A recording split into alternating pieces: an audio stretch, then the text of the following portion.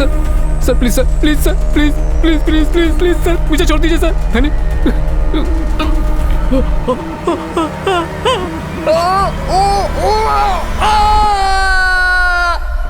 हर्षिता, कितना वक्त हो गया तुम्हें सर्विस ज्वाइन किए हुए?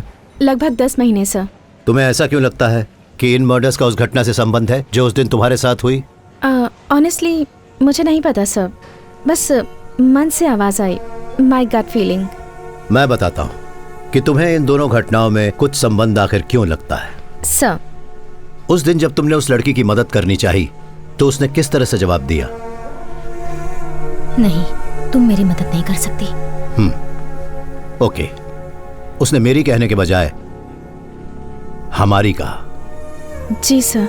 जैसे उसकी जुबान फिसली, तुम्हें उससे एक संकेत मिला कि वो लड़की उस समय वहां अकेली नहीं है, उसके साथ कोई और भी वहां मौजूद है। उस समय तुम्हारा ध्यान उस पर नहीं गया, पर जब तुमने उन 3 लाशों को एक समान दूरी पर पड़े देखा, तब उस लड़की ने तुम्हारे सामने जो हमारी शब्द बोला था, तुमने उसे क्राइम सीन के साथ जोड़ दिया। That's what happened.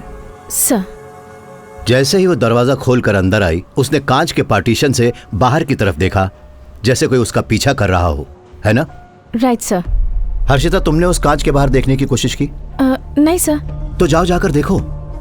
क्या तुम दूसरे के नजरिए से चीजें नहीं देखना चाहोगी? एक काबिल पुलिस वाले को यह करना चाहिए। Just go and see. Sir,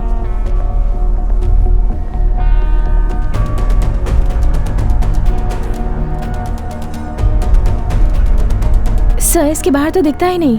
yes, तुमने कहा था कि वो औरत अंदर आने के बाद वहां खड़ी होकर कुछ देर कांच के बाहर देख रही थी।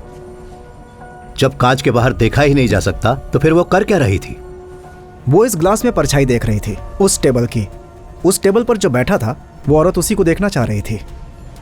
तो इसका मतलब उसका वो डर और जो परेशानी थी, सब एक नाटक था उस टेबल पर बैठे हुए इंसान का ध्यान अपनी तरफ खींचने के लिए। हो सकता है कि वो चाहती थी कि वहां बैठा हुआ इंसान उठे और जाकर उससे पूछे कि उसके साथ हुआ क्या है। बुर्खा पहने एक डरी सहमी सी लड़की जो किसी से बचने की कोशिश कर रही थी और उसे उसकी जान का खतरा भी था।